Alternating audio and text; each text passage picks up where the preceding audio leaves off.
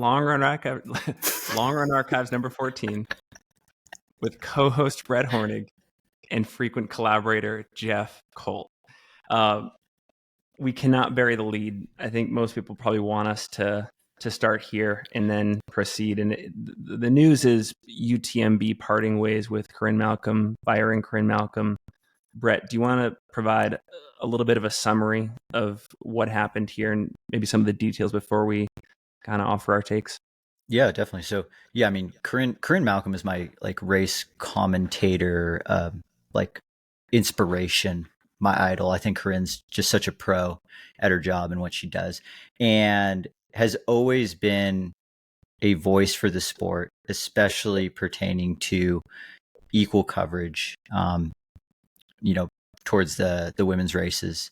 And that has been, an uphill battle that she's been fighting at UTMB. And I think it's been so good that she has been in the booth for so many races, not only calling the races, but being a voice in the studio for that sort of thing. And, it's not just, commentating at the UTMB races. Corinne's voice expands, much beyond just those races.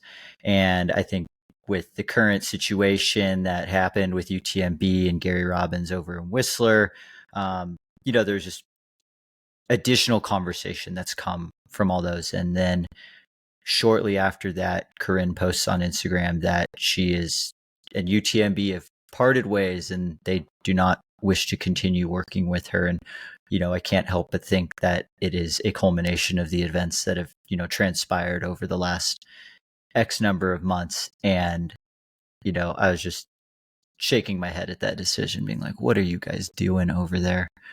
How is that for the timeline? Jeff, anything to add to that? Yeah. I think Corrine mentioned that she joined a meeting that was going to cover, broadcasting and commentating at Doi Inthanon, and thought she was getting on that meeting to talk about commentating at for the race, and learned that she was fired. And I think the criticism was that Corrine could not be publicly critical of UTMB while being a spokesperson for the race.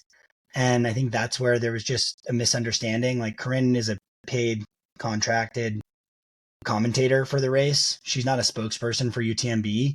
And I think anyone in the audience and, spectators would say it's a really good thing that Corrine pushes back and demands more equitable coverage for both, the top women in the race, but in general, she asks organizers to do better. So at the moment, I would not want to be the PR person for UTMB in the wake of the UTMB Whistler situation. I think North American respect for that race organization has seemingly taken a dip. Yeah, if you're a professional runner in the sport, if you're an operator in the sport, and if you're a fan or an observer of the sport, you definitely know who Corrine Malcolm is. You appreciate her contributions to the sport. So I'm at a loss for, at the very least, why we haven't seen anything from a PR standpoint explaining this decision. Nothing to my awareness to the Pro Trail Runners Association. I don't know. Jeff, have you heard anything from Corrine if she's received any further explanation for why she was let go? Do you know, was it specifically because of UTMB earlier this year? Yeah, it was for being critical of UTMB in a constructive criticism way. Let's be clear. It wasn't flippant. I think a lot of pro trail runners are trying to navigate how to talk about this subject when sponsors and, in a lot of ways, careers are or can be tied to success at UTMB. From my position, I know that UTMB is one of the most important races for on running, and it's I'm not going to go loudmouthing them. I can make decisions to not take money from them or travel support to any of their North American races, or to go and show up in Europe. But I think Corrine's criticism was feedback that they need to do better than just showing the women's leader or the top three at the UTMB races in Chamonix, and that they should show the same 10 deep that they're showing on the men's side. When they weren't able to meet that, she was, publicly critical of their shortcomings. That's a failure. That is failing the runners in the sport. That is failing the spectators. So that's the criticism from UTMB and the reason for their parting. Offline, we were trying to make sense of this and understand how was it in UTMB's interest to make this decision. I'm struggling to think of anything, unless they've just decided, especially after the Gary Robbins incident, they're just going to punt. They're going to punt North America from their 2024 and beyond marketing plans and investments. They're going to deem this region of the world a lost cause. Is there anything you guys can think of? I mean, that's what I wrote down too. I wrote down, is UTMB doubling down on just not catering to North America? Is that in their 5-year plan to just make us invisible from a European trail racing audience? Because it sure seems like they're just kind of starting to not even quietly, just silence North America. Because at the end of the day, I'm wondering if their bottom line even changes that much if, theoretically they just pull out of North America in general and just don't even have any by UTMB races here, because the races themselves, they're not that big. They have plenty others in Europe. They could probably have 2 races in Europe that would equal all of the entry field sizes for all the races they have here in North America. So then they have their races in Europe plus Asia. It's from a money standpoint, maybe we just quit trying with North America because these guys complain too much about equal coverage, and we'll just go double down and make our money over in Europe. I mean, that's sure what it feels like. I hope I'm wrong, because I really like to see the globalization of the sport, but I would like for it to be done, I guess, in a way that makes sense. Yeah, I mean, Corrine was part of the English-speaking coverage for UTMB, which was one of 4 or 5 live streams going on. You're right in that there's a bigger audience for UTMB outside of North America than there is just in North America. I think there's a lot of history of ultra running in North America. I think they very intentionally tied their coattails, and I'm saying it that way, to Western states. I don't think Western states needed to get anything really from UTMB. So I don't think they're trying to pull out of North America. I think that, Finn's done a really good job of trying to seek out sources who are familiar with Ironman and what it looks like to grow an organization significantly. And, if an organization is trying to grow and there's a squeaky wheel or a loud kind of protesting voice, that's a collaborator, I think they might just see it as an easier thing to cut that person out of the picture. Kind of the path of least resistance.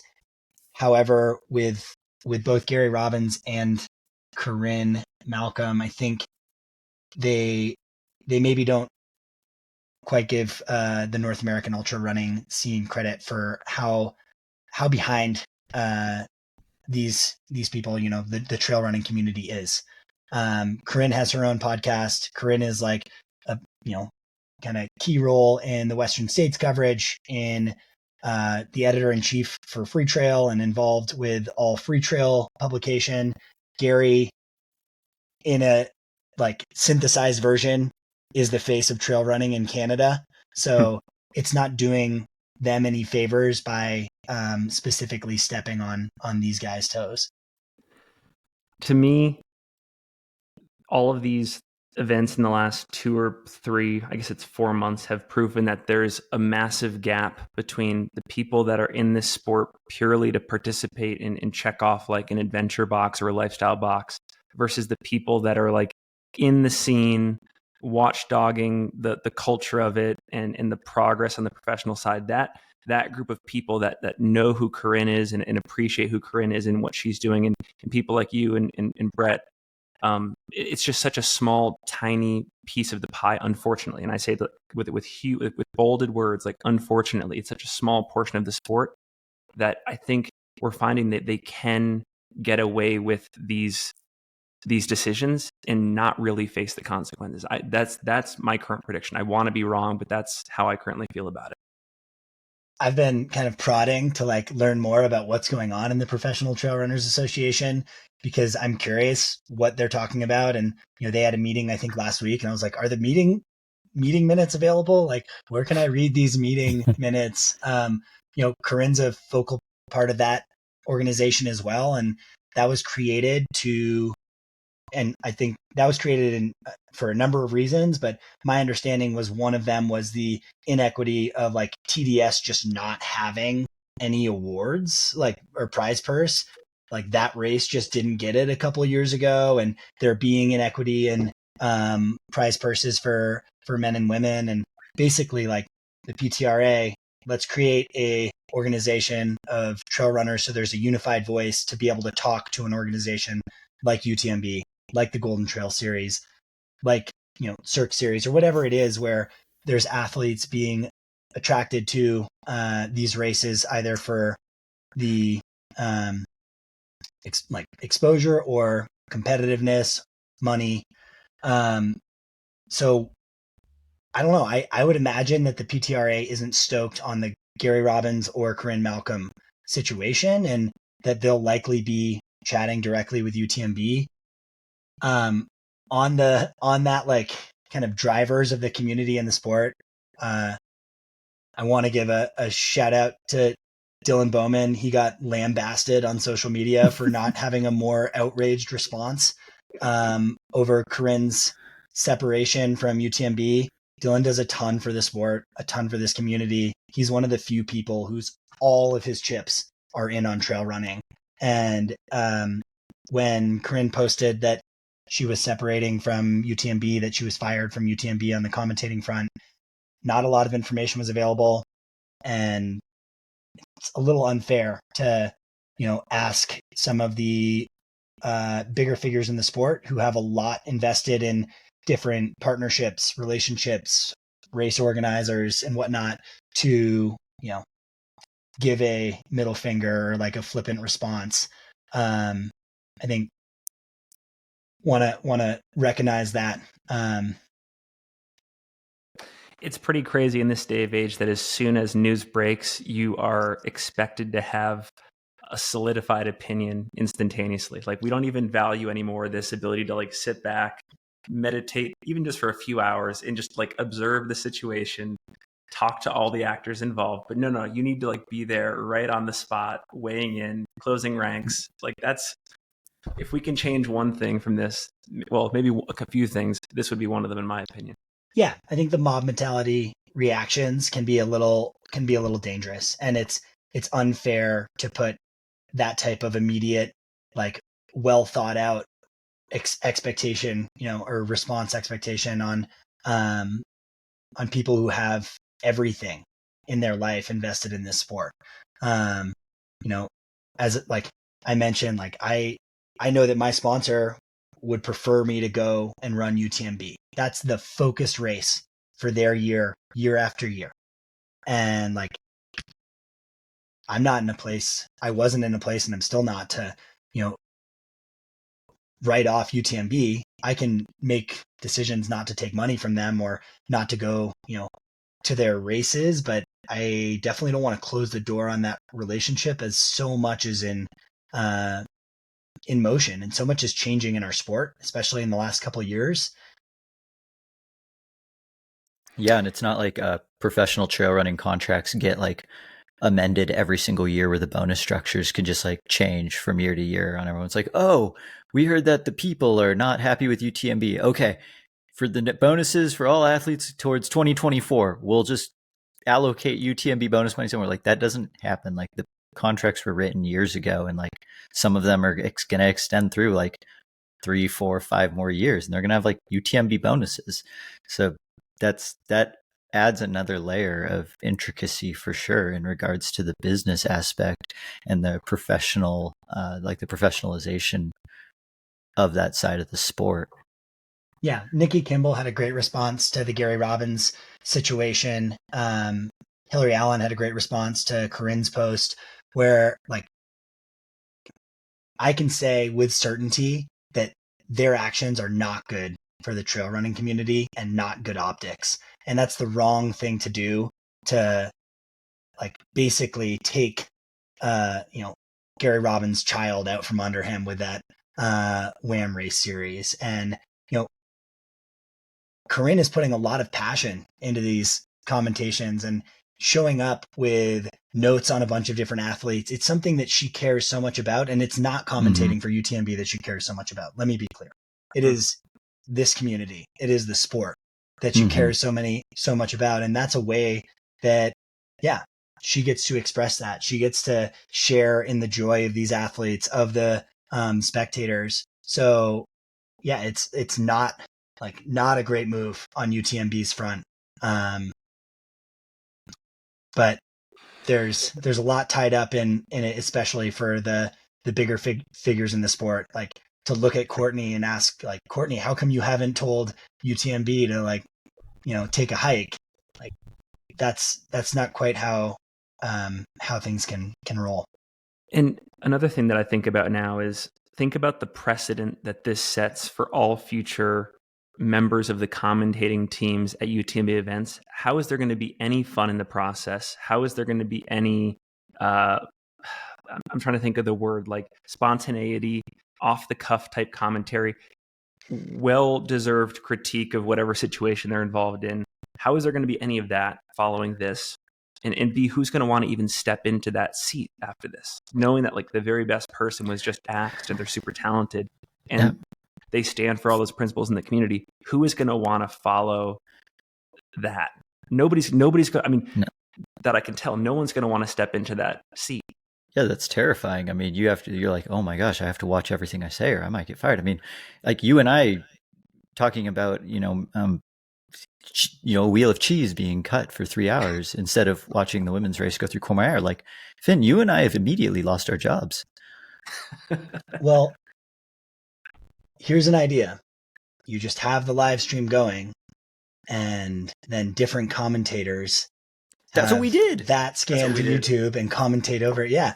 And but the biggest problem with that was the coverage to commentate on was lacking during the hours in which North America was awake, which for us, we were like, dude, this is like a very important part of the race. Cause you're going through Courmayeur and then going up Grand Col Ferret and stuff like middle of the night into the morning over there. For us, we're like prime time watching hours in the evening into the kind of late hours at night. And there was a period of like almost 2 hours where we just ran out of things to talk about. And then it was just, what was it? People watching people. People watching people watching people. Watching aid station workers cut a wheel of cheese. Well, I was trying to think of examples of this happening in other sports and in other media outlets. This happens pretty frequently at ESPN, actually, where someone well-regarded gets axed for whatever reason. The best case study that I could think of was Bill Simmons. If Bill Simmons got fired by ESPN, I think it was back in 2014. He was openly critical of a lot of editorial and operational decisions that the company was making. And really, in his tenure there, he presided over one of the best eras of ESPN from a content standpoint. They axed him, and in a lot of ways, it was never the same in a negative way again. And it showed how valuable Bill was, because he went on and made the Ringer a lot more sophisticated and, just sold to Spotify recently. And so I say that to say that I don't see this playing out for Corrine in a negative way. I think it's a bummer that she loses a seat at the most important live stream currently in the sport, but she's not going to struggle to find work. I think she could get any commentary job she wants from here on out. I think she's a heck of a coach too. If and she's a heck of a coach. She's going to be fine. Sorry, Trails and Tarmac, but it's fair. It's a friendly battle. One of the questions you guys posed was like, do any significant athletes or contenders boycott next year? Does like Western States cut ties with UTMB or change, the golden ticket races? I don't think Western States is going to cut ties with UTMB. It would be really cool to see the golden ticket races for Western States not all be part of the UTMB series. I love Bandera. Chris at Tejas Trails did such a good job, and like sad for me to see that race no longer be a golden ticket race. I think the small race directors are something that Western States could put a foot forward and really protect and try to keep circulating what those golden ticket races are. That could be really good for North American ultra running. That said, tomorrow is like UTMB Thailand. I'm really excited about the athletes who might get into Western States from that race. It's introducing a really high caliber of global athlete to Western States. As far as significant athlete boycotts, like I think Zach Miller just put up a poll saying, hey, with this happening, what race should I do? And everyone chose Hardrock, and Dale got him into Hardrock. So Zach's doing Hardrock. Will he also do UTMB? Who knows? But I think that's a pretty cool example of one of the top athletes just being like, let the people decide. Where do you stand on this, Brett? Yeah, I mean, I would love to read through the contract between Western States and UTMB. I mean, I imagine, I'm sure it's legally binding, or Western States can't just cut ties with UTMB. I'm sure the buyout for that is a huge amount of money that a nonprofit is not going to fork over to UTMB. Like I'm sure it's done in such a way that makes it pretty binding for some number of years. I'd be curious if in that contract there is also some minimum amount of golden ticket races that have to be by UTMB, et cetera, et cetera. I mean, we might not ever know that, but that would be very interesting to see what that entire relationship is like. But kind of like what Jeff said, though, I like the international golden ticket races. They don't necessarily have to be by UTMB, but I do like how there are opportunities to race your way into Western States, not just in North America. Because, as you said, like Doi and Zanon's going on right now, and it's going to be a good race. It's going to make the Western States feel better. I have an idea. Oh, you've got an idea. World Trail Majors becomes the international outlet for golden ticket races. So Ultra Trail Mount Fuji, what is it like? Is Trans Gran Canaria in there? Hong Kong 100 in January. That's perfect. Perfect. That's a great idea. I think Brett's point is spot on, right? Like, I was doing public relations for Hoka when the transition of Western States sponsorship went from Hoka to Ultra, and like those are typically 3 to 5 year contracts, right? Mm-hmm. So like that's why we're seeing Hoka at UTMB and Western States year after year. I'm sure that the Western States UTMB partnership does commit some of those races to UTMB in the future. I also think the only way that they would turn down, that check that's being written to support that nonprofit is if Brett Hornig individually started a Kickstarter and raised, $100,000 to contribute to Western States. So the pressure's all on Brett, but I think we can make this change. Is $100,000 enough? Probably not. I feel like it's probably not. Like we might need to add another zero. Forgive me. I think the last thing I would add on sort of like the boycott front, I think it's always an individual decision. I would certainly not judge someone positively or negatively in either direction. I think that there are still reasons to participate in UTMB if it's right for you. I think if it's not right for you and you want to go in a different direction, that's great too. But I think there are compelling reasons to go both ways, and it just comes down to everyone needing to reflect on their values and kind of making a decision around whether the current controversies challenge those or they don't, and if so, where you draw the line. But if there are people that we know and love that are at UTMB next year, including ourselves covering it in some capacity, like, great. I think it's fine. But this stuff sucks. Like, losing Corrine sucks. The stuff against Gary sucks, and it's going to be a tough pill to swallow between now and then, at least for me. Mm-hmm. Here's an interesting way to think of it. Corrine was ousted for pushing back and asking UTMB to do better. By ousting Corrine, the North American trail community is all now looking at UTMB and asking them to do better. So that one squeaky wheel just became, this like massive force of momentum. A bunch of people being like, come on. Like, it's always interesting as I look through comments for Corrine's post, for Gary's post, for different people's feedback on whether or not the athlete tagged UTMB or if they're just using UTMB. Kudos to Jason Koop. I respect Koop for a number of reasons, but for a guy who coaches the podiums of UTMB, CCC, whatever the race is, like, he's got such talented athletes over there. He's just telling them to, he's telling it to them straight and tagging them in it. So maybe the folks who are adjacent to the professional athletes in the sport are the ones who can be the most directly outspoken.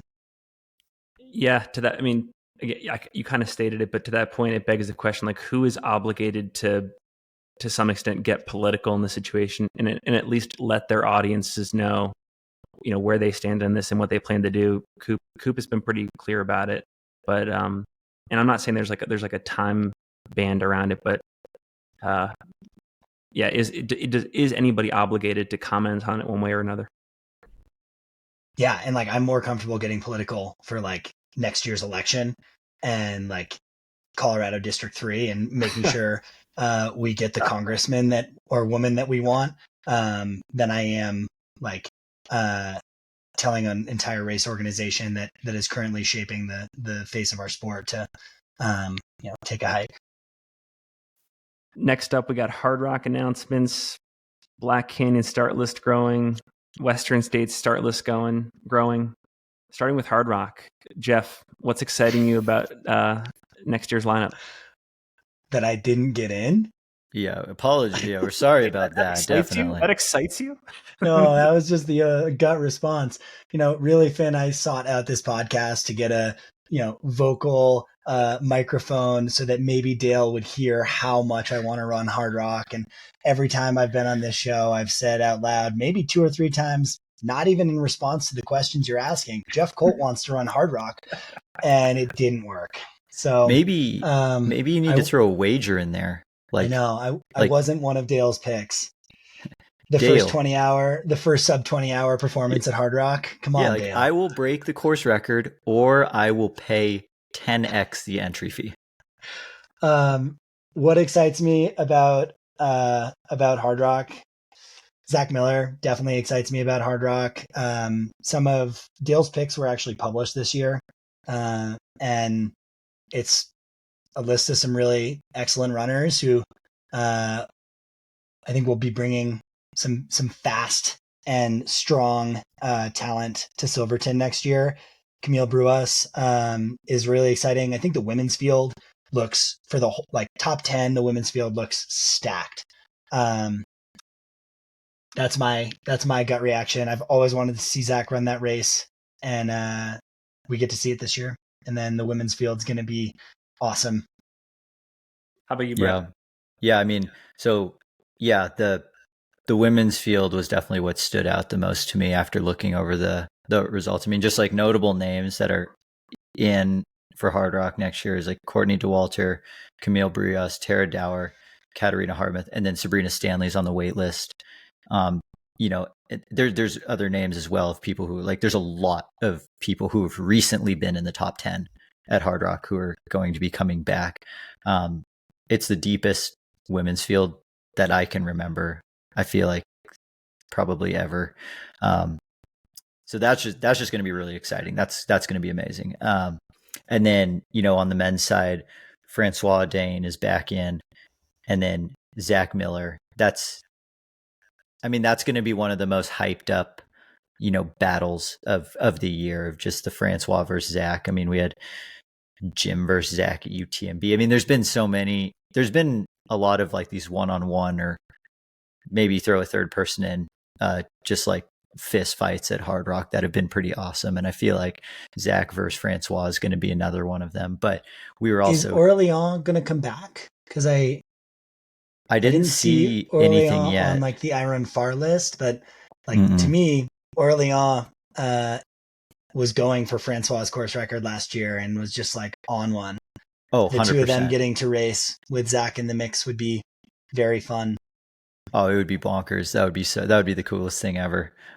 Yeah, just with how ballsy his race was. And then, we've got, the Masters field on the men's side is shaping up to be the Clash of the Titans. I don't know, because Masters is like 40 plus, but we were trying to figure out there's like a 50 plus group as well. That's awesome. There's like Carl Meltzer versus Jeff Browning versus Paul Terranova. But then Jeff's on the wait list right now, but he's high up there. Yeah, that's right. But then we have like Ludo Pomeroy, one of Dale's picks. Ludo gets to be, I mean, you can put him into either conversation. I mean, it's like, oh, he's going to be an awesome Masters runner to watch. He's also probably just going to try to win the whole thing. And I'm not going to count him out because Ludo is Ludo and Ludo does Ludo things. Paced Orléans last year. Got a good preview of the course. Mm-hmm. Katarina Hartmuth. I think that was Katie Scheid's Euro Runner of the Year on the women's side. Yep. She's one of Dale's picks. She'll be coming in. I've heard of Courtney Dauwalter, the 2023 finisher and winner. I think Courtney's going back. Yep. The women's side is definitely deep, and on the kind of women's master side, also notably deep. I think I guess some of these are top wait list, Darla and Nikki Kimball. But one of the other things too, I guess, for Courtney is, as of right now, Hardrock is the only of the big three races that she did that she is like officially going to come back for in 2024, because she hasn't announced a return to Western States or UTMB. And I mean, the thought of like an amount fresher Courtney at Hardrock would be very exciting. Yeah, I'm wondering. So it does look like she declined her Western States entry, right? Yeah, declined that. So I'm curious that, is the decision to go all in on Hardrock because she can get, X amount more out of herself? Is there some other reason? Is it a part of another, double or triple type effort? I'm very curious on that front. Were you pointing to Finn's Wasatch poster? Oh no, I was pointing like if she goes all in on Hardrock, like there's no doubt, like she could just win it. Yeah. I was going to say, on the women's side, is it really a battle for second place and Courtney is just on her own island there in first place? Depends. Maybe she runs the World Marathon Majors next year or something. I want to give a special shout out to Jamil Curry and Nick, who are both in, but for Jamil, I got to witness the live stream coverage that he volunteered, funded out of his own pocket and put on last year. And I don't think that man asks for much, but his horn needs to be tooted way more. Air Vapa does a ton for the sport, and seeing how hard he worked at Hardrock for that live coverage last year, it's going to be really fun watching him race this year. And I hope I can be back and have the microphone on him so we can hear his play by play. Dude, yeah, Jamil did so much for the live stream last year. Like just being it's like being in the studio with him. Like the dude didn't sleep from like 2 days before Hardrock until the race finished. So like for Jamil to run the race and there to be a successful live stream, like it definitely can be done. He's got a great team, but like Jeff, we're gonna have to step our game up.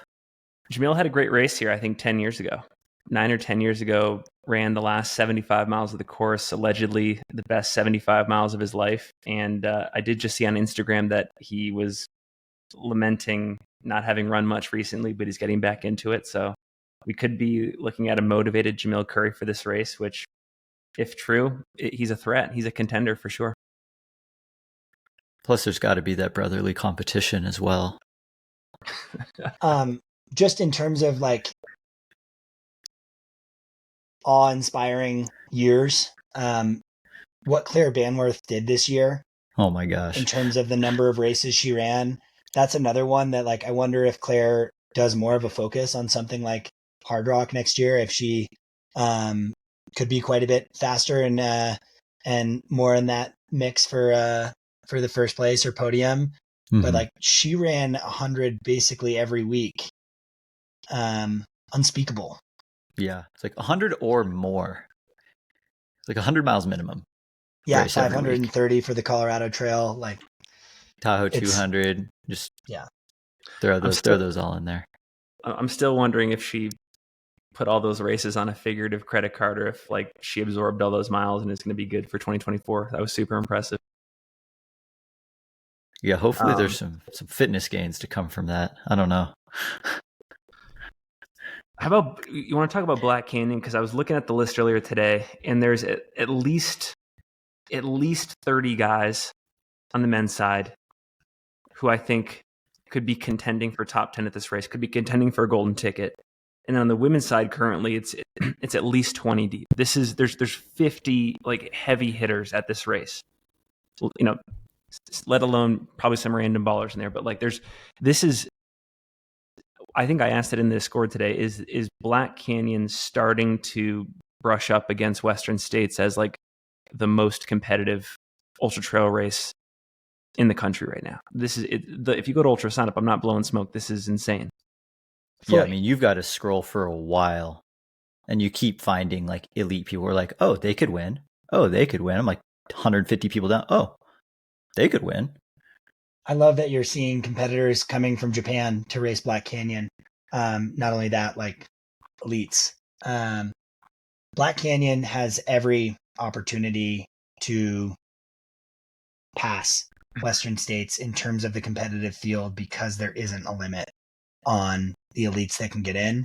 It's a tricky time of year for a lot of people to have that fitness and like carry it through at least 6 weeks to 3 months of winter training. If you're in, I guess, not in Florida, Arizona, California in a situation, if you're anywhere else, the field is so deep. And Finn, I know you've scrolled it, but I have a feeling I know who your dark horse favorite is. Who's your dark horse favorite on the men's side? I mean, it has to be Eric. Well, I shouldn't even say dark horse, but Eric LaPuma. Oh, I thought you were going to say True Heart Brown. True Heart Brown's back in the race, defending champion. In an ideal world, we have True Heart and Eric taking the tickets to Western States. Although I love everybody in this field. ELE, I love everybody here. But yeah, those two. I mean, True Heart should just get an auto entry no matter what. Like he got. Yeah, I'm gonna hold my tongue, but he should have already run Western States by now. Yeah, agreed. Yeah, it seems every time I look over the list, like I just looked at it twice. There was like 10 names that I just skipped over and then looked at him. I was like, oh, Jared Hazen and Tim Frericks and Stephen Kirsch, they're all on this too. Like we got like the locals are like throwing down here.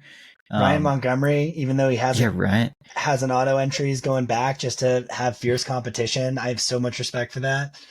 You know what we're not getting is we're not getting any watering down of the fields because of Bandera and Black Canyon being so close to each other anymore. Like anyone who was going to run Bandera is now just all in on Black Canyon. There's no like, this is the second chance for the Bandera people. It also it was that Black Canyon was the second of 5 golden ticket races. Oh, we're getting 3 tickets each now too. Yeah, it's now the second to last golden ticket race, right? All of them, the timelines have moved up to the fall. So really after this, it's just canyons. So yeah, it's so deep. You're right. And I've got a dark horse here in Carbondale, Keegan Oldani, who's a speedy dude. I really want to run with him more, but he runs every morning at 4:30 and I have a flexible work schedule. So why? But he looks really fit and is excited about it. couple other names: Hayden Hawks, Tim Tollefson, Adam Mary, Rod Farvard, Mark Hammond, Eric Sorensen, JP Giblin, Dan Green, Raj Paul Panu, Ryan Miller. It goes on. Stephen Kirsch. Kai Clemens. God damn. Andrew Bumbalo. Caleb Neff. Andrew Bumbalo. Andy Bumbalo, dude. He's the fastest person in the field. He's got like a 13-11, 13-12 5K to his name from like not that long ago. The women's field's super fascinating too, because there's a handful of ballers who are moving up to the 100K distance, you know, like Rachel Tomychek is going to run Black Canyon. I see MK Sullivan is on this 100K entrance list. We've also got like Heather Jackson is going to race Black Canyon again. Like there's people who are just showing up like for competition. Rachel Drake. Is she signed Rachel up? Drake, that marathon, that CIM. I thought she was going to be signing up. Oh, okay. I haven't seen her name on here. Yeah, she's on here. Yeah. She is? Okay. I just didn't know if you were spoiling the big secret, and I was about to say, like, you're going to have to cut that out. We can cut it out. If it is no, a secret, I'll cut I see her name right here. Rachel Drake. Yeah. Okay, Rachel Drake is signed up for the Black Canyon 100K. That her CIM was performance so baller. Was so... I know. It was amazing. Yeah. Anna Mae Flynn, long road and rehab from some running injuries that kept her sidelined, is now training and seeming very fit. I'm excited to see Anna Mae on the starting line. We also have like Addie Bracey, Devin Yanko, Casey Lake Teague, these like just perennial legends, stalwarts who are showing up. Yeah, I'm excited for that preview episode. Didn't mean to turn this bit into like a whole race preview, but like that's just where we're at in December right now. Like there's still people who are probably training, thinking of maybe trying to gain entry who are not yet on this entrance list. Goes on forever. Amanda Basham, Riley Brady. There's a lot of depth. The depth is deep this year. Dude, the depth is deep. We got to get those shirts made. One of these days. One of these days we'll get those shirts made. All right, what's next? Well, Speedland versus normal, merits of innovation versus replication in the shoe industry. For those that are not attuned to trail running Instagram, there was a post from one of the folks at Speedland who pointed out that normal may or may not be copying an element of Speedland's technology in their own shoes, and this created within that post, a long-spirited discussion about that. And I mean, Brett, you're our resident shoe expert here. What were your immediate thoughts about not necessarily the technical elements, but the overall philosophy of choosing to, like, I guess, copy from another company? Well, one, they make it sound like that's never been done before. That's like literally how like any good ideas ever work. Like if anyone comes out with a good idea, there's 10 other copycat companies that try and replicate it without getting sued. And sometimes one of those copycat companies does a better job. Is Normal going to do a better job than Speedland? We don't know yet. That shoe doesn't even have a release date. Like they're still in the testing phase for it. But the other thing that came to mind was like, it seems like Speedland had totally forgotten that Adidas actually did this like 6 years ago or 8 years ago. They had a Continental rubber cased shoe where you dropped in different midsoles. Like it's not a new idea. Speedland just executed on it a little better, and like maybe Normal will as well. But like, isn't it also, wouldn't Speedland be taking this as a compliment that another company, especially one that like, I don't think Killian Jornet is like on paper their head of innovation, but like definitely one of the biggest innovators within that company, thinks that's a good idea and wants to try it himself. Like, isn't that an amazing compliment? Like, people are going to buy Speedland shoes because they see, oh wow, Normal made this, and now there's two competitors. You see it in like film when big major movies come out. Oftentimes there's another movie that's almost the same that also comes out at the same time because everyone goes and sees both. Like there's a good chance people are just buying both of these shoes. You know, it's going to be good for the shoe industry. And, you know, I think they also said like, it would have been nice to collab on this. I'm like, why would what world exists where that's a thing, where like two small competing companies are just like, oh yeah, let's just collab and make a shoe. So reminds me I think of it's Mean good. Girls. Why can't we all just be friends? Yeah. It's like, no, maybe you don't that's have the to be world. friends. I like think just staying in the shoe space, there's so much precedent for this. It should definitely be received as a compliment that Normal is like corroborating the efficacy or like proof of this concept. But the more recent obvious one would be like carbon speed plates, or Pebax foam, which like Pebax was a trademark thing and every other company was just like trying to figure out what is this formula, how do we replicate it in an effective way to have this 4% advantage. Going back in the trail space, like Zach Miller and I were chatting in Silverton this summer about Skechers. Skechers made a high stack height rockered shoe called the Shape Up. Name? The Shape Up. Did it get marketed to like elite trail athletes or the like outdoor community? No. Did it kind of bust? Yeah. It got targeted toward like nurses and mothers. What ended up happening? Hoka ran with a similar idea of high stack height and a rocker midsole. They started with an audience that they wanted to focus on, which was, you know, trail athletes doing these big races. And once they gained that market, they moved to nurses and moms and reached the broader audience. But now you look across the board, no shoe company, including ones that were literally only making minimalist shoes in 2010, no shoe company doesn't make a high stack height, you know, 30 plus millimeter stack height shoe. So it's like, it's just proof. Yeah, like that's just how it works. Good for Speedland. It's a really cool idea. I bet we'll see other companies copy it too. And at the end of the day, the innovators are always going to be one step ahead of the quote unquote copiers. So if you're worried about copying, you kind of take peace in knowing that like they're kind of waiting for you in your next step. And by that time, you're already working on features and benefits that are ahead of what you just produced. So I don't know. And I mean, we're all, like Brett, you said earlier, we're all just riffing off each other. Like this show is a compilation of like 8 different other podcasts that we copy off all the time. And I mean, I thought back to our Western States production. We just lifted the Sidious Mag playbook at the World Trail Championships or the World Track and Field Championships. That's all we did. Well, we asked them for it. We asked them for it. We literally called them up and asked them for it. And then we got copied, and it's great. And that the sport gets better.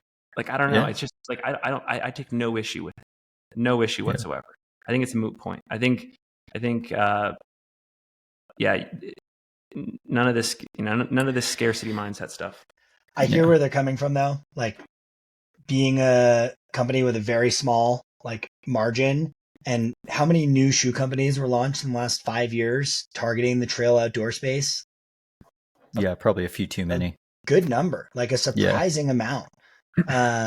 Norda, Normal, Run Speedland, the one that doesn't have laces and you just put your foot in. Oh, Naked started making shoes. So like they're all competing for a margin and trying to gain more traction. So kudos to them and respect to them for at least pointing out like this is copying our idea, or Adidas's idea. Yep. And for the record, conversational pace shoe reviews will absolutely get to the bottom of this, and we will let everyone know which one is better, the Speedland or the Normal. For people that are watching on YouTube, yes, I am ironically wearing a Normal shirt right now, but Brett knows this for a fact. My favorite shoe of 2023 has been the Speedland GS Tam, so I'm equally conflicted on both sides. I just got this shirt at TRE. My favorite shoe is the On Cloud Monster. Oh, dude. Cloud Monster is such a good shoe, actually. All about that speed board life. Have I mentioned I want to run Hardrock? In the on cloud monster. Dale, what's your shoe size? Next up, we have this new Strava messaging feature. Brett, when this came out, what was your initial reaction? My initial reaction was like, sweet, cool. Like, this is going to be awesome. And then I started playing with it and I'm like, I don't think there's group messages. I don't think exist yet. Or do they? They do exist. You can message more than one person. Yeah. Oh, okay. I just have no friends. Never mind. I was messaging some people and then they I don't know, it kind of wore off where then I was like, I guess all these people I could just like text anyways. And like, I feel weird messaging someone on Strava that I like don't know at all. And then, like I could send a route to you. But then that seemed like kind of most of it. Maybe I'm just not utilizing it correctly. What do you think? I may have spoke too soon. I haven't tried to do a group message. I read something that said you can do group messaging. So I believe that feature is live. I'll try it in real time. I'll do a group message with both of us. But Finn, what do you think? Well, it all depends on settings, right? So you can control who's allowed to message you based on whether it's you follow them, you follow each other, or no one can message you at all. So like I can't message you, Jeff. That's probably because it is a mutual follow and I don't follow you. Oh my God. I'd have to look. I don't know. But for me in the Roaring Fork Valley, like in this community, just speaking of how it is, in this community, I get a lot of people asking like, hey, what are the trail conditions on that? Or like, hey, could you send me like that other route that you had, mentioned in some comment? I've shared my phone number on Strava a lot over the last 10 years.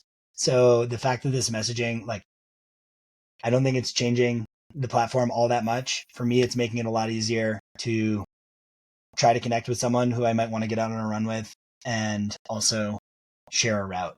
I am glad that they did it because I think this opens the door just for more future development. Like I want to see Strava continue to develop and innovate their app and make it better. And like, even if this doesn't move the needle too much, like some other features that I would like to see within Strava, like this gives me more hope that those sorts of things could potentially come to existence.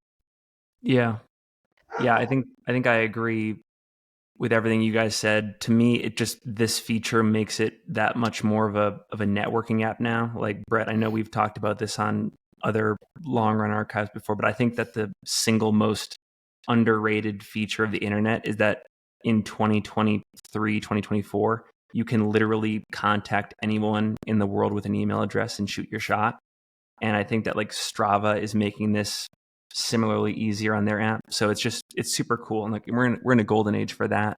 So just like I'm already starting to think of all the opportunities that this presents for hitting people up for the podcast or, getting quotes on certain things we want to talk about with athletes and operators. And it just makes I think the endurance community that much more accessible. And yeah, there are for a lot of different reasons, privacy and stuff. I would never want to like initiate conversations in the comment sections of people's runs.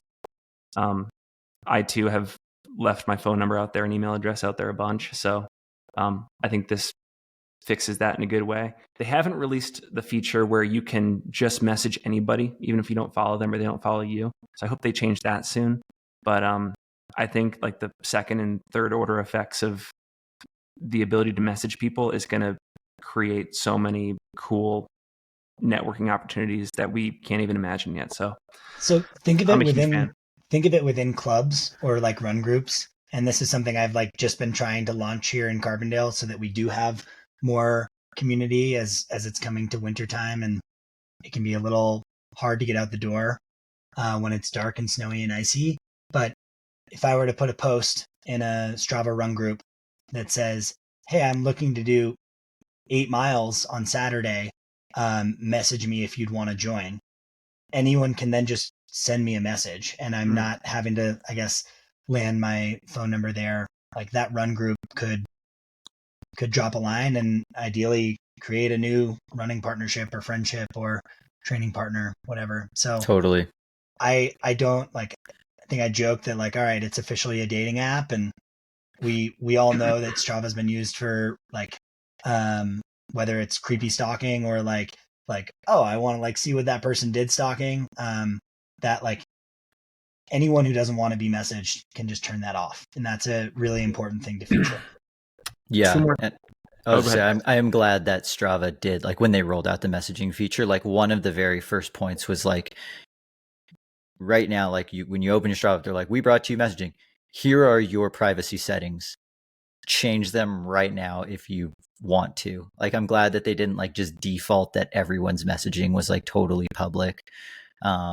Because yeah, like there definitely is like a lot of creepy weird dudes out there who are absolutely going to message people like women on Strava, and like that's, I was like thinking about it, I'm like, dude, that's a huge issue. I hope that, you know, the way that Strava has the like privacy buttons set up makes it so that way that does not become any further issue.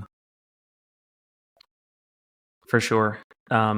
Two more benefits that I see. One, I think there are some people that are just more active and more comfortable on Strava than other social platforms. Like they don't necessarily want to be on LinkedIn or Instagram or Facebook, but they do want to hang out on Strava. So this rewards that.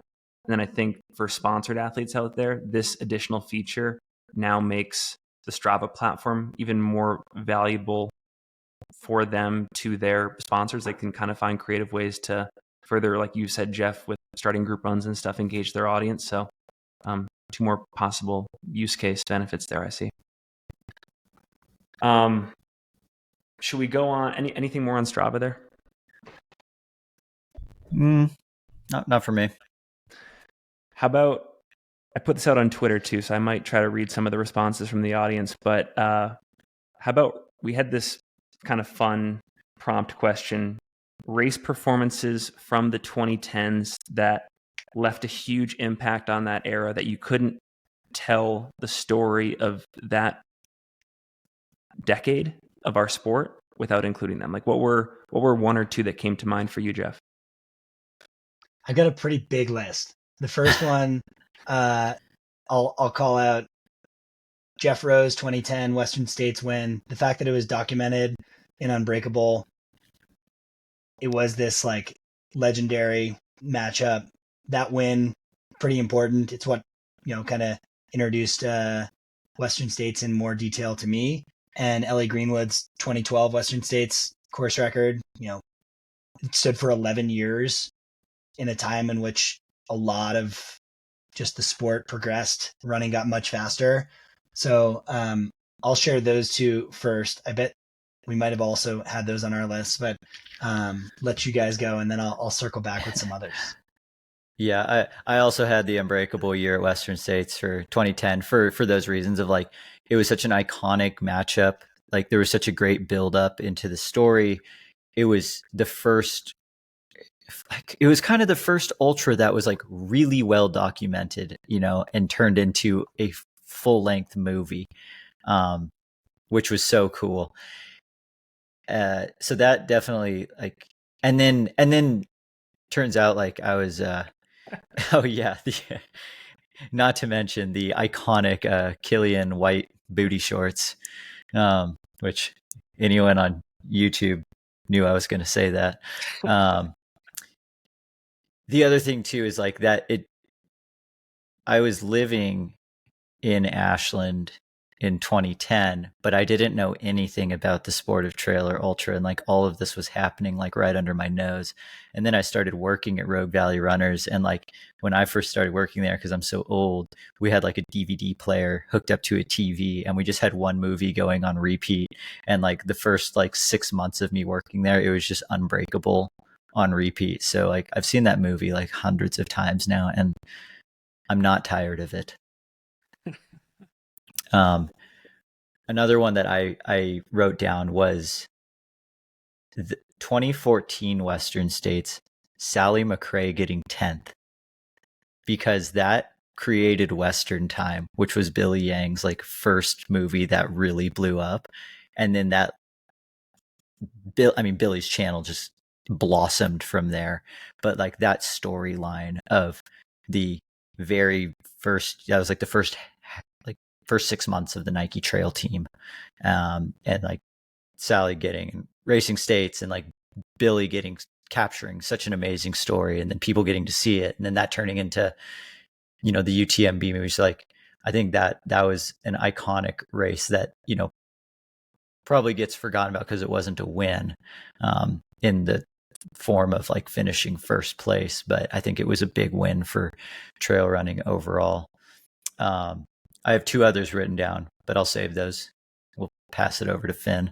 And I want to go in depth on all these because I think this is just a fascinating talking point, but I'm going to list off 2 from Twitter. The first is from Liam Aid Station Fireball, and he says, quote, "It's not a race per se, but I've heard that Krarmageddon was a pretty memorable day." And if you remember Krarmageddon, sorry, I can't even pronounce that. It was the day that Rob Krar mass uploaded all of his runs to Strava and subsequently set hundreds of CRO email to all these people in like the Flagstaff West Coast area. And wait, that's amazing. When did that happen?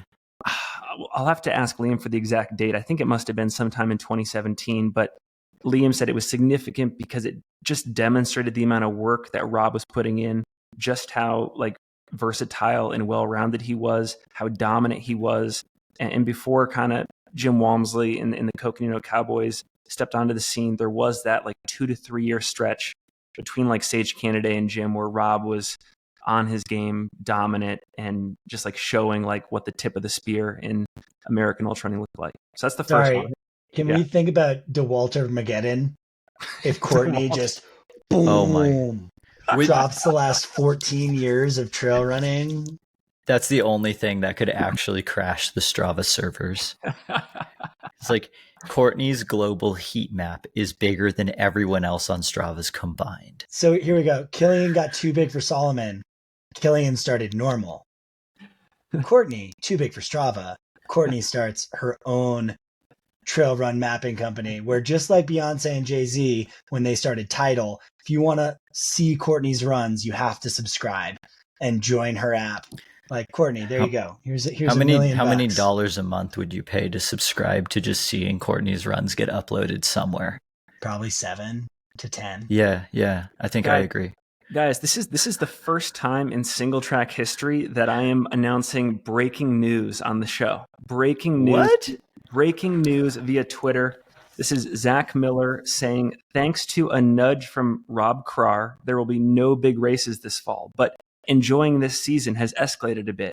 On Saturday, December 9th, I will be attempting to set the supported rim to rim to rim FKT in the Grand Canyon. I will be using a GPS watch, carrying a Garmin InReach Mini for tracking. Happy trails, Zach Miller.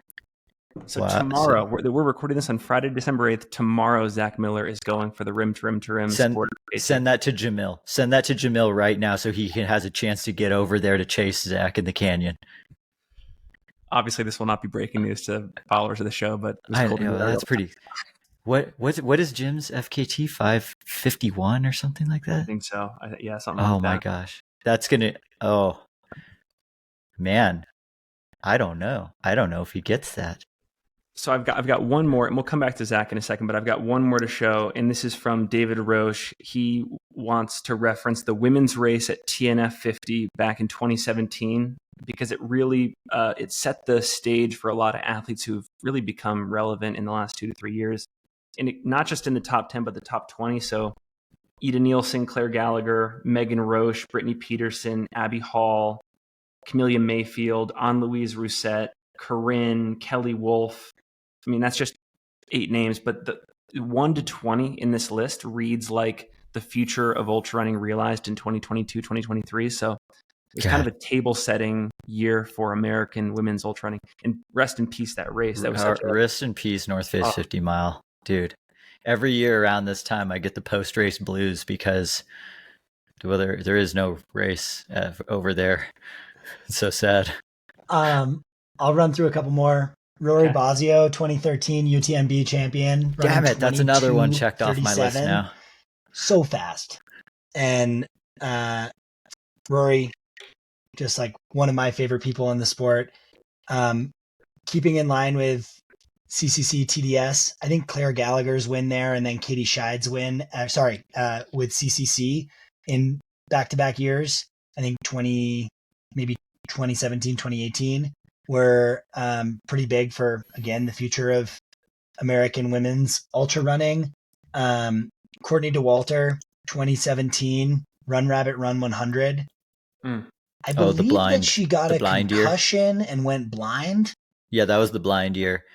She still won, and then not even 2 months later, won the Moab 240, got on Joe Rogan's little Diddy show, and launched both Courtney and ultra running into a mainstream field that, like, that inflection point, like Born to Run, can probably be seen on a map, tracking awareness of ultra running.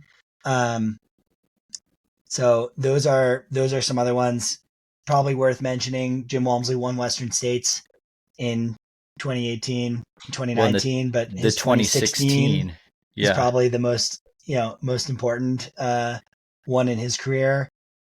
Another one. All of our like random ballers or like collegiate athletes who end up, I feel like Jim in some ways kind of set a path for collegiate athletes who are like, I actually do want to go this way. I want to explore trails more so than try track or the marathon. So his success was definitely big in that decade. Did you say Rory Bozio was your first one? 2013. Yeah, Rory Bozio, 2013 UTMB. You know what's crazy? That's one of the best performances of like all time. Oh yeah, one of the best. You know what's crazy to me? She's the same age as Courtney Dauwalter right now, and so, but she just left the sport in 2019. There's a big like what could have been there in a sense. I mean, maybe she was done, maybe she got all out of herself, but like still had a lot of runway when she left the sport. Yeah. Yeah, I mean, you don't have to just keep going until your body just like turns to dust. But she left in her prime. Barry Sanders. This is something I was like contemplating earlier today. Like Courtney kind of started dabbling in ultras in 2011. Like, did she have any inkling she was going to be better at this sport than anyone ever had been? And like, she didn't have immediate success like Killian did. Killian entered the sport. She's actually a couple of years older than Killian, but he entered the sport and had immediate success and, has been a phenom his whole career. Courtney's got like 5 years of running races where, she's winning some races. She's running quite a bit. And then all of a sudden, like 2016 hits. Yeah. And every year since then, it's like, rewriting what is possible as a human. Mm-hmm. Yep. Yeah, that 5-year ramp is fascinating. Like there really was like a slow build. It was not an overnight success. Yeah, and like that's a good thing. That's a good thing to remember. Like people need to remember that like sometimes it does just take a few years of trying to figure it out before you figure it out. I tell myself all the time. I'm like just starting to get the hang of this. And if Courtney launches a mapping app, I'm going to subscribe because then you'll figure it process. out. Another race that I've got, I think 2017 Hardrock, Kilian Jornet, the shoulder year. Just being like, he fell, he dislocated his shoulder. And everyone's like, oh, he's probably done. And then it's like, he put it in his pack as a sling and he's just like dominating everyone on the climbs and then tiptoeing the descents because it hurts so much. And then he just still wins. That was like, that was just next. Like, that was one of the few times where I was like, I don't know how Kilian tops himself. And then like, that was one of the few instances where I was like, wow, I did not think he could do anything better. He goes and does that. I also wrote down 2018 Gary Robbins Barkley marathons. Like that was probably the Barkley that I paid attention to the most because of Gary and like following him on Strava, seeing all the training that he was doing, just the sessions that he was putting in North Vancouver, just in so much snow, so much darkness. I was, just rooting for him. I was like, if someone puts in this much work, like, the harder you work, the luckier you get. And then to follow that story and then for, Ginger Runner to make that movie from it, it was like, I mean, that's Ginger Runner's best performing movie, I think by a pretty long ways. Is there anything that tops Gary's relationship with Barkley with any other athlete, any particular race? Like, is Jim with Western States as intense and as like intimate as Gary's relationship was with Barkley? Okay, if we're judging strictly from a cheering perspective, Xavier Tavenard's relationship with UTMB is probably like that's going to get the most cheering because UTMB has way more fans. Yeah. He's got a pretty deep relationship with that race. Jim at Western States is obviously a big one. That's a great question. Two more races that come to mind for me were races that, at least to some extent, made Killian look a little bit more human than he is. So Dakota Jones beating him at Transvolcania in 2012 as a 21-year-old was pretty impressive. And then Jason Schlarb tying him at Hardrock in 2016 was another one. Like, just examples where, like maybe on that particular day, Killian was a little bit vulnerable, and American runners rose to the occasion. Kind of cool. I think he bleeds. He's just a man. A very US-centric take right there. For sure. I think the other thing to note here is like I wanted to start with Jeff Rose and Unbreakable because of the media that went hand in hand with it. And almost every race we mentioned had notable media that went hand in hand.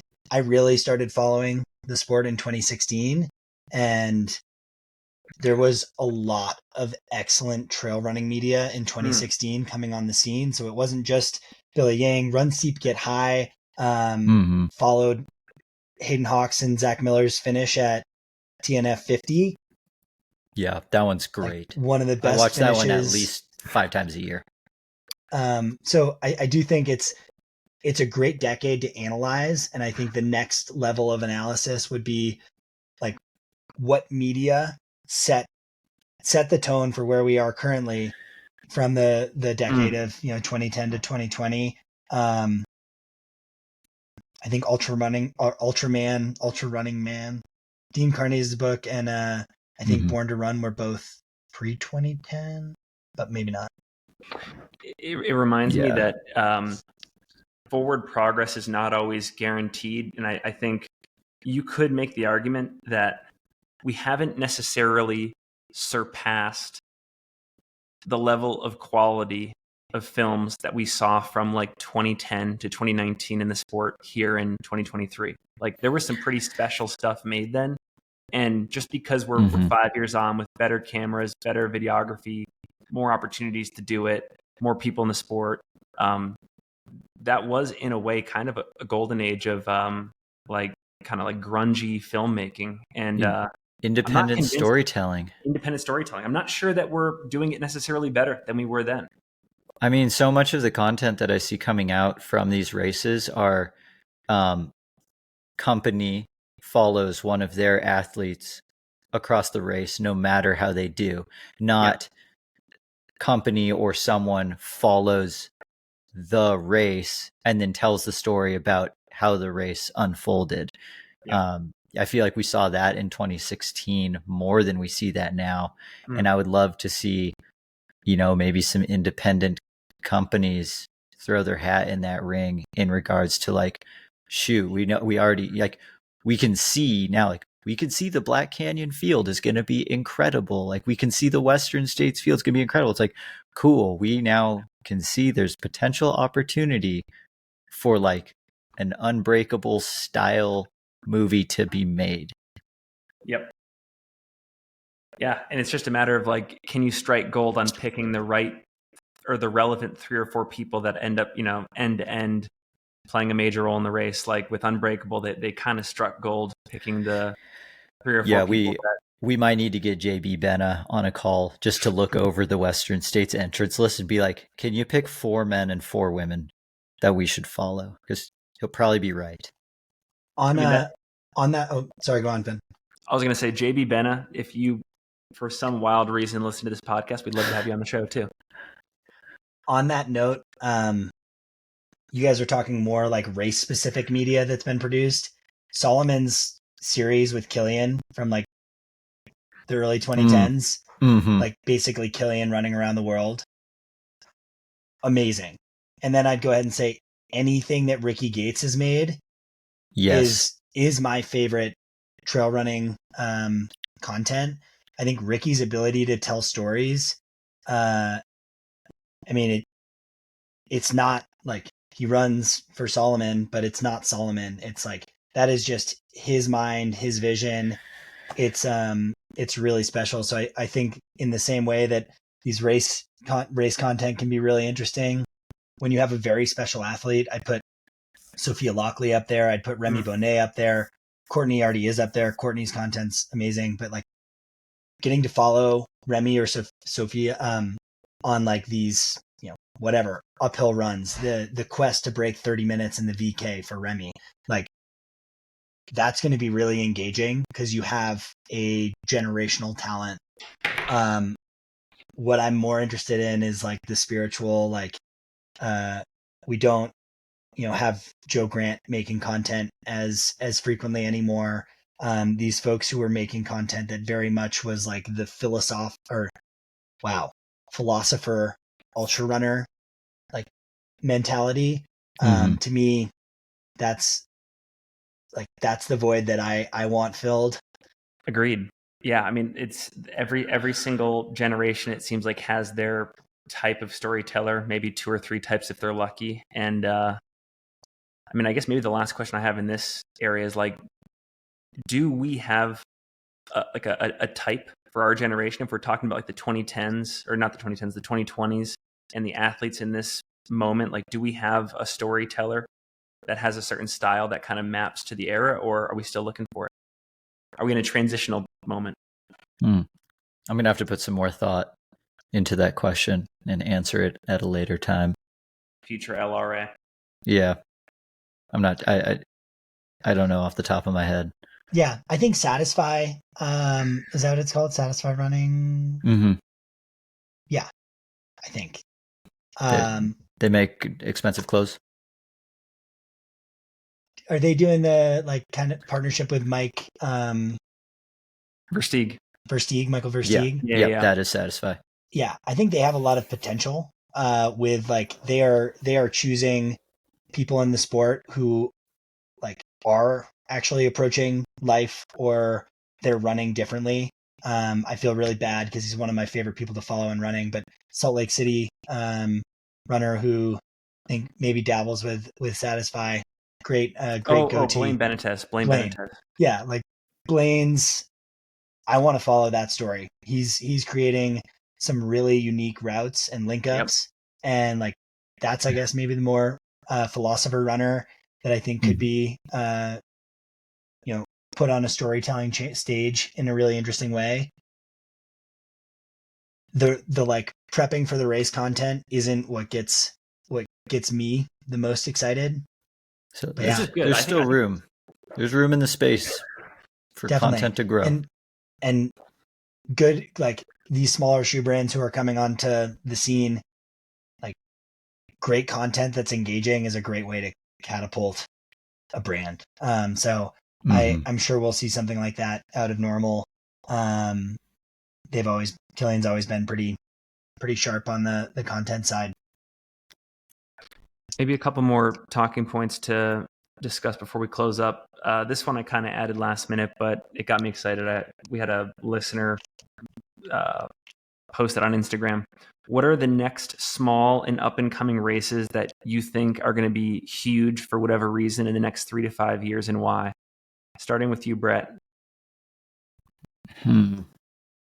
Or Gosh. even wishing it, like not necessarily predicting it, but wishing that they get to a certain stature. Yeah, I mean, one of the ones, it's like kind of, there's like 2 that are, it's like already happening. Like they're already pretty big races, but it's like happening more. It was like Black Canyon 100K and the Javelina 100 mile. Those 2 are like both on paper, they like check all the boxes to be one of the most competitive races just in the world. And like, I know there's a lot of people like moaning and groaning that it's not a mountain race. And you're right, that's true.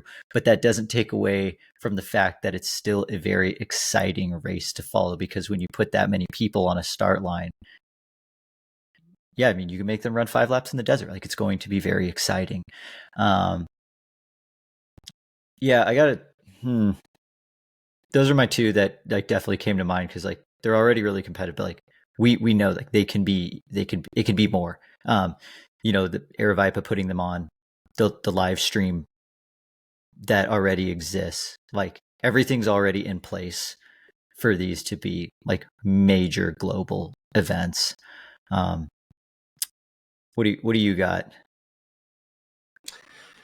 So my three, the first one is the Tushers 70K, but really the entire Tushers race series. I have always felt that if you were feeling frustrated, aka Jeff, by the Hardrock lottery, one of the amazing alternatives out there are the Tushers mountain races. I think that this race series could be inserted into any mountain racing competitive circuit, and people would be like, wow, I can't believe I've waited all this time just to get there. Brett, I know you ran it last year and loved it. Super tough race, super beautiful race, super remote location. That one's amazing. My next one, because I'm super high on Idaho right now, is the Stanhope 100. I think that a loop course in the Pioneer Mountains is baller. I actually might sign up for this race next year because it looks so cool. Scott McCoubre gave me that one. And then Cocodona 250. I think that, when you think about ways that we can innovate our storytelling in the sport and excitement in the sport, I think that this 200-mile scene is a really interesting canvas for art and philosophy and grit and storytelling. And Jamil, I think, has created the best 200-plus mile race in the country to date. And I hope other race directors use this as like a template for how to get as creative as possible in their own backyards. Like we're seeing the proliferation of the backyard ultras. I want to see more 200-mile races, and I want to see them more in the image of Cocodona for their regions. So I would say those three. I hope Cocodona, and I hope that whole week in May becomes like all the best elements of UTMB ported over to America without all the bad parts of UTMB. So those are my three. What you got, Jeff? It's a hard question. I think in general, at least for the US, more US runners should be looking at the Canadian ultra races, Ultra Trail Hurricane, the Golden, I think it's a 100-miler in Golden, British Columbia. Like the ski community in the US flocks to Canada to ski in the winter. The Canadian Rockies are so stunning, and it happens that they're really cold in the winter. And in the summer, they're just lush with wildflowers. So for me, like I think it's maybe the Golden 100, in Golden, British Columbia, that's up there as like, I think general attention given to Canadian trail races. They need more love, and I think they'll start seeing more love. Tushers has been on my list of like races I've wanted to do for a long time. That's still high on that list. I really want to make it happen. I think my brain went toward more the potential for growth of sport, and I really see that falling in the shorter distance races, the sub ultra, and following in the footsteps of like the program that Western State has for their like collegiate trail running. I think in the Mountain West at least, and hopefully around the Southeast, hopefully nationwide, we see more colleges lean into college trail running programs. It's where like our sport could, or at least the US's presence in the sport on something like a World Mountain Trail Running stage could benefit the most, is these trail 10Ks to trail marathons. And like right off the bat, I do think kind of the Asheville, Smokies, North Carolina scene has a ton of potential to actually foster the most growth for like competitive trail runners if they lean into shorter races for college, kind of college age or younger. Dakota's a freak example of someone who really wanted to run like 100-milers in high school. Yeah. the aid station captain at Telluride during Hardrock this year. His name was Jack. Jack's like a sophomore at Western and so jazzed on Hardrock, third year volunteering. It's not often you get kids into the sport in high school, but college is definitely a time where like we're seeing post-collegiate runners leaning toward trail running. Like I quit running for my college after my sophomore year because I honestly just wanted to run in the mountains more. Facilitating that growth of the sport is huge. So yeah, I think it is happening in Colorado and Utah, probably in California and the Northwest a little bit. I think Southeast, Northeast, there's so much potential. I know that doesn't really give a specific race in mind, but to take a example race series, the Cirque Series, those Western runners are at pretty much every Cirque Series race.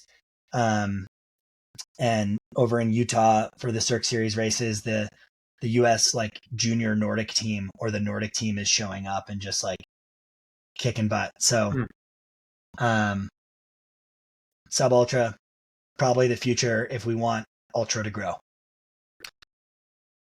Brett, any other races that come to mind that you want to shout out quickly? See, this is why Jeff should just be on most of these long run archives.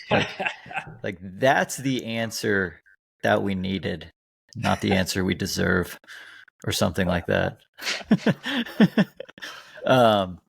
Yeah, I mean, I also one of the first I don't know, it's like what's my knee jerk reaction to every single one of these questions that we have listed, and like my knee jerk reaction to that was like, don't a 401k. We don't need more races to get bigger. Like we just need, like, I want the competition to get deeper at a smaller number of races. But then it's like, okay, if a small race gets bigger and gets really competitive, which race does it replace? And like, are there races that could be replaced and I wouldn't be too sad about that exist out there? Yes. But then what happens when I get to that point where I'm like, I don't want any more of these races to get replaced by other races? Like, then it's saturated. And then I was like, well, shoot, now I don't want to answer this question anymore. Yeah, one of the downsides of our sport is just the limited opportunities that people have to race each year, just given the beat down you take each time you step on a start line and finish one of these things. So we have to be selective, right? We have to be careful on how we curate. Yeah. Yeah. And like if we're strictly thinking growth, I think you're going to see Mammoth Trail Fest go through the roof. I think you're going to see any race that Free Trail is behind go through the roof. They are catalyzing the community in their respective areas in a really cool way. I think honestly, there's some pretty available real estate in the Wasatch for something now that Speed Goat is a UTMB race, and Speed Goat sells out now. I've wanted to do the rut since I moved to Colorado in 2016. I still have not done the rut. Like it sells out really quick and I just can't plan my September that far in advance. So like if there is a race that is knocking it out of the park, having a secondary option that, could be doubled down for runners or, could be a separate focus for those runners that don't get into their target race is always a good thing. Last thing we should talk about before we close up is, Brett, your idea of this race that starts at some location and your goal is to get as far away as possible in 24 hours. And I guess the question for this episode is, where should the race start to make it interesting, and what factors or guideposts should we include to make it as interesting as possible? So lead us off. Well, so, I mean, if there's anything I've learned in my 32 years on this earth, it's that there's no such thing as a new idea anymore. So right before we started recording, Jeff texts us and sends a link to a race over, where was it? Over in England? Over in the UK? Outside of London. Escape from Meriden. And it is that idea where everyone starts in one spot. And when I guess the way that this race goes is, you have, was it 30 hours? 24, 30 hours? 24 or 36, depending on whether or not you choose the chained category. Yeah. Okay. So you Escape have from Meriden, this race, Yeah. look it up. It a little sadistic, definitely masochistic, Yeah. somewhat in like the realm of Barclays in terms of like, let's try to make something super hard. Yeah, I'm pretty sure. So, like, I think you all start in a pretty densely wooded, kind of in the middle of nowhere type location, and you have an amount of time to get as far away from there as possible on foot. There's no aid stations, there's no maps. You do whatever you want as you know, as long as it's on foot. And the way you win is by getting as far away as possible, but the distance that they measure it is as the crow flies. So it's just like a straight line. So like you got to make sure that you're not like zigzagging around too much, and pretty much they encourage just going straight in some direction. But then, you know, I was thinking about like variations to this race that could make it interesting. So like, you know, we were thinking, we're like, oh man, what if you had this race in Silverton where you just start going if it's purely just to go like as far away as possible, there might only be a few potential options. But then we were thinking like, okay, what if there was a vert bonus?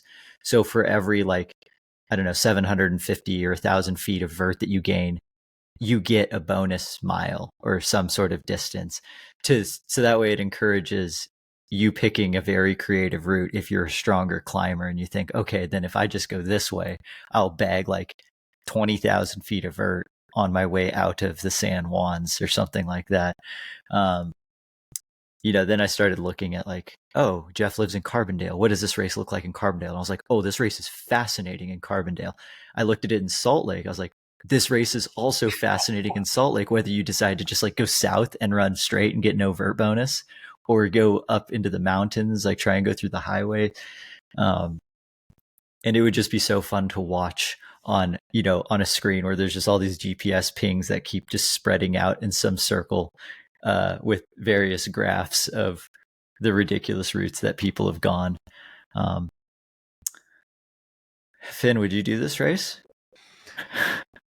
I don't know if I would do this particular format, only because I think instead of going the farthest away from a given point in 24 hours, I would just want to create some interesting course starting from a given point. It could be a loop, it could be a figure eight, it could be something of that nature. But the idea of just arbitrarily going like north, east, west, or south, or some variation of that in one single direction, I think more of my creative juices would be in like creating some sort of loop, or like a figure eight from my house. Like create the best Strava art in 24 the best hours. Strava art. Yes.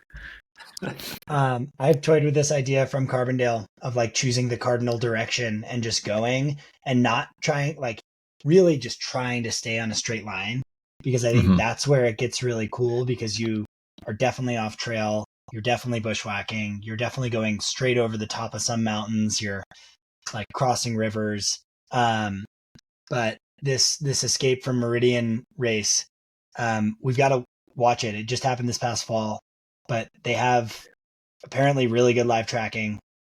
They have like, they calculate the elevation, the route efficiency, all of these things for the results. So it does seem like if you were to start it in a specific location and set it up as a race, that you'd have to show up with your research. You'd have to like really know the route that you want to lean into. Yeah, because looking at the race info, one of the things that they said was like, are there aid stations? And they're like, no. You better know exactly on the route that you go on, like where there's going to be streams for water or where there's going to be pubs for food. Like you got to have that figured out, because if you just showed up with a couple hours worth of fuel and started running in one direction, like what if you didn't account for the fact that you're on a highway and you're not going to see a gas station for like 65 miles? Kudos to the UK. I mean, from fell running to really leaning into this cardinal direction racing, they're creative. They did I think it was this like final season of Game of Thrones. They screened the entire final season from a truck with a billboard movie screen on the back for a marathon of people running to follow the truck and watch Game of Thrones as they ran around the city. I actually think it was every season of Game of Thrones. I think it was like a 100-hour run. Oh my gosh, dude. That's UK is creative. So going back to that other question, like what small races do we want to see like blow up and get more competitive? It's this race in the UK, the Escape from Meriden. That's the answer, because I will be tuning in to this year's version, or this year's edition of it. I think your news alert, your breaking news that Zach Miller is going to go for run rim to rim to rim. I've been thinking about it all year. Of just like any athlete that wants to make a statement. You know, Ben Demon, maybe he didn't have the best race at UTMB. Jack Quenzel has actually tried rim to rim to rim, and I don't think he wants to go back. He tried it years ago, but like that is just, it's not a low hanging fruit, but it's there. It's there for the taking. And we've seen so much FKT growth, especially since 2020. I do think if they do a better job facilitating the ultra classic routes, that it's such a fun avenue to be able to choose your own timing, like actually fit that into your, as we said, race schedules that get really busy. You know, in my opinion, Carl Sabe's like PCT might have been the performance of the year across all like running things this past year, with the exception of Courtney's combined 3 performances. Not everyone's going to do the PCT for an FKT, but rim to rim to rim, or rim to rim, or I don't know. There's a lot of iconic trails. The Wonderland, like 100-miler, choose your time. I think if we do a better job of establishing like these are the classic routes, see a lot more efforts on those classic routes. I gotta say, I came into this episode pretty open-minded, and both of you guys gave me a ton of ideas, including that last one, Jeff, to kind of mull over post-episode. I think this episode reminded me that trail running, first and foremost, is very much a soul sport, and whenever we're thinking about ways to make it better or to revive like the good old days or things we love about it, we kind of have to come back to the art, the philosophy, the creativity, and just like the personalities of the people that make it cool. So that gave me a lot of food for thought. That's kind of my parting idea for this episode. Brett, what are your final words?